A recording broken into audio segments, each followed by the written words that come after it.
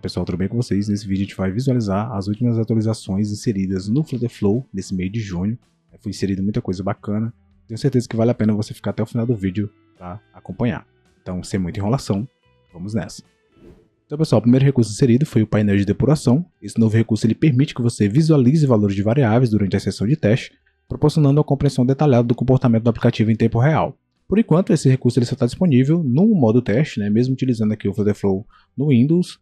Futuramente, eu creio que eles tragam também aqui para o local room.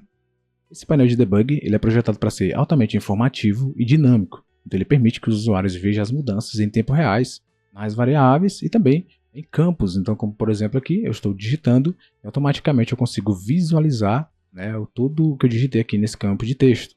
Se eu colocar também a senha, apesar de não conseguir visualizar, devido a estar desativada aqui a opção, mas eu consigo visualizar todo o texto que eu digitei aqui nesse campo de senha. Eu consigo também copiar valores desses campos ou também das variáveis que estão definidas. Eu consigo também fazer filtragens utilizando essa opção. Então aqui eu consigo filtrar por números inteiros, strings, documentos, referências, Superbase Raw. O SQLite, como ele não pode ser exibido via web, eu creio que eles devem estar vendo alguma coisa para resolver esse problema, porque aqui a gente não vai conseguir visualizar, certo? Mas a gente consegue ter todo esse controle de filtro. Aqui também a gente consegue destacar essas variáveis nulas e também a gente pode indicar quais variáveis podem ser nulas. Então eu consigo marcar aqui essa opção. Ele vai fazer todo esse processo. Aqui na parte superior ele fornece esse campo de pesquisa, facilitando ainda mais a navegação. Então você consegue pesquisar através aqui desta opção. E também ele fornece uma visão abrangente dos estados do aplicativo. Então eu consigo ver aqui app states, as constantes, as propriedades globais, aqui o tamanho da tela. Então se eu mudar aqui, por exemplo, para o modo tablet, eu consigo ver essa alteração. Então eu tenho um controle geral de todas essas variáveis, de todos os recursos que estão sendo utilizados aqui na minha aplicação. Tudo isso em tempo real. Então aqui eu tenho acesso à plataforma que está sendo utilizada, o tema que está sendo utilizado, o dia e horário eu tenho também acesso. Aqui embaixo também eu consigo visualizar usuários autenticados, então ele consegue ter acesso a todas essas informações. A gente vai fazer aqui um teste, por exemplo, criar uma conta.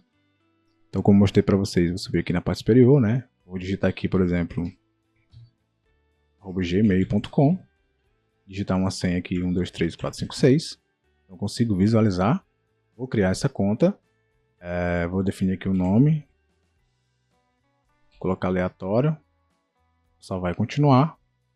Então a gente pode ver que quando eu logo na aplicação, então eu tenho aqui o usuário logado, sim, qual o e-mail que está logado, eu tenho aqui o ID user do usuário, eu consigo visualizar o JWT token e ele mostra também quais os campos, quais opções estão vazias. Então aqui a foto está vazia, o número de telefone ainda está vazio.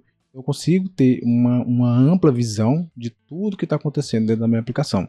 Então é um recurso muito poderoso e já está ajudando muita gente. Vejo muito comentário positivo dessa aplicação. E lembrar que ela ainda está em beta e tem muita coisa para ser aprimorado. Então é um recurso aí que vai facilitar muito a vida dos usuários aí do Flutter Flow. E para finalizar, aqui no debug, você consegue mover ele na tela e também você consegue alterar aqui o tamanho. Utilizando aqui essa opção, você consegue fazer essa alteração, tanto de largura quanto de altura. Você consegue fechar, clicando nessa opção, e você consegue abrir também, clicando aqui nessa opção. O segundo recurso inserido foram os componentes recursivos. Então esses componentes recursivos são componentes que podem chamar a si mesmo para repetir uma determinada ação.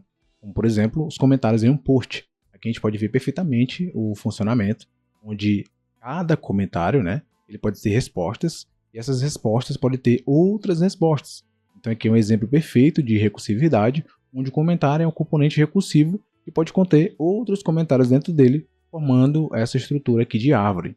Aqui a gente consegue ter uma visão geral dessa estrutura, onde a minha list view ela recebe um componente chamado comentários. Esse componente ele tem outros componentes dentro dele, que ele vai formar essa estrutura, como eu falei, a estrutura de árvore. Com base na apresentação, a gente viu que é um recurso que vai utilizar muita questão de filtros. Então aqui nesse exemplo eu tenho um list view que exibe os comentários, mas ele tem um filtro. A descrição desse comentário é igual a root, igual a raiz do post, a raiz do comentário, é mais ou menos isso. A gente pode entender utilizando esse mesmo exemplo. Então aqui eu tenho esse campo de comentário que a gente vai dar o nome de raiz. Então vamos supor que aqui seja a raiz, o root, como eu defini lá. Então root ou raiz. É a parte principal dos comentários. Então aqui seria um comentário que está na raiz, né, que está lá na parte principal, esse aqui também, esse aqui também. Se a pessoa escrever nesse campo aqui, nesse campo de comentário, de um comentário que já existe, ele não pode ser exibido aqui nos comentários raiz. Ele tem que ser exibido aqui dentro, né, onde o comentário, né, a descrição desse comentário é igual ao ID desse comentário que está sendo exibido. É mais ou menos essa lógica. Então aqui a gente consegue visualizar de uma forma mais didática. Então, por exemplo, se a pessoa comentou nesse campo aqui de comentário, ele vai ser exibido na parte principal dos comentários. Porém, se ele comentou nesse campo aqui, ele não pode ser exibido aqui na parte principal. Ele tem que ser referenciado com base no comentário que já existe. Então a gente consegue visualizar de uma forma mais clara, né, onde os comentários que são feitos em comentários que já existem, o filtro dele é diferente, né, onde o comentário ID ele é igual à referência do documento, certo? Então o que acontece? Se a pessoa comentar, toda vez que a pessoa comentar aqui, ele vai exibir, né, ele vai adicionando aqui embaixo, né, os comentários. Ele vai adicionando essa lista. Diferentemente, se a pessoa comentar aqui, que ele vai adicionar nessa lista principal. Então é mais ou menos nessa lógica. Eu vou esperar sair mais demonstrações. Eu trago aí um exemplo somente mostrando esse novo recurso. O próximo recurso é a saída da implantação do CodeMagic aprimorada. Então foi feita uma revisão na interface, né, para a saída de implantação, tornando mais clara e intuitiva. Então, quando a implantação de um aplicativo ela falha, o novo design ele vai ajudar a identificar rapidamente a causa raiz do problema, permitindo uma solução desse problema de forma mais rápida. Então essa saída aprimorada ela garante que você gaste menos tempo depurando e mais tempo desenvolvendo. Então um recurso muito interessante para ajudar ainda mais, né, ao desenvolvimento das nossas aplicações. E o último recurso, a gente tem a opção de definir a posição do cursor no campo de formulário. Então agora, quando você tiver um campo de texto, aqui nas Actions, né, quando você clica para adicionar uma ação, em Set Form Text Field, pode ver aqui, né, Set Form Field, a gente vai ter essa Cursor Position. E aqui eu tenho três opções, End, Start e esse Highlight. A gente consegue visualizar aqui de forma mais clara. Então o End ele vai posicionar o cursor lá no final, o Start ele posiciona o cursor aqui no início, e o Highlight é como se ele posicionasse o cursor no final e fizesse uma seleção do texto que você digitou, né, de algo que você digitou. Então esse é o novo recurso também inserido aí no Flutterflow. E para finalizar, a gente tem aqui um aviso, né, que o Flutterflow vai atualizar para a versão mais recente do Flutter, que é a versão 3.22.1. Então se você utiliza ações customizadas, né, códigos customizados, fique ligado se der algum problema de dependência.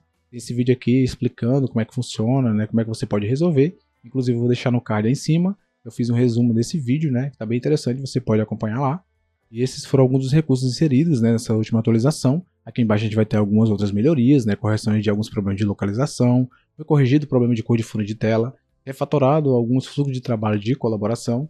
E aqui a gente tem os recursos nos quais eles estão trabalhando, né, mais recursos de depuração, melhoria no desempenho de download e exportação de código, chamada de API de streaming e atualização, né, que vai ser atualizado o Flutter e alguns pacotes subjacentes. Então com isso chegamos ao final. Desse vídeo. Espero que vocês tenham gostado, né? Aproveite, deixa o like, se inscreva no canal e até o próximo vídeo.